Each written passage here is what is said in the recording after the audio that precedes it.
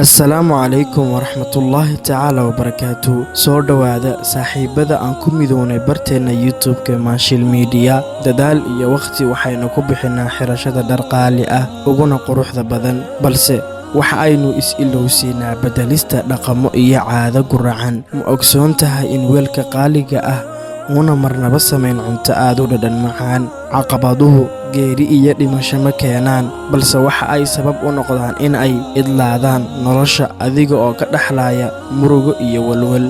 Guulgaaristu lug uma baahna, ee waxa ay u baahan tahay inaad ku dhiirato hadafka aad ka leedahay noloshaada.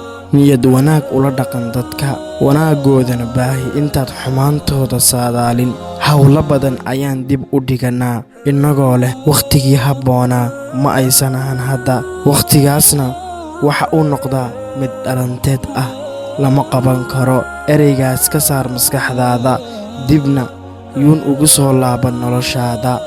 Ereyga wanaagsani waa furaha lagu furo qulubta dadka kale. Bulshooyinka guulaystay waxa ay gacantooda ku qabtaan hal abuure, ee ma ahan kuwa afka iyo adinka ula taga hal doorka. Guushu waa hortaada, ee kaama dambayso. Horay u soco, gadaal ha eegin, horay eeg mar walba. Insha Allah saaxiibada aan ku midownay barteena YouTube-ka waa inoo iyo muuqaalkeenan muuqaalka xiga.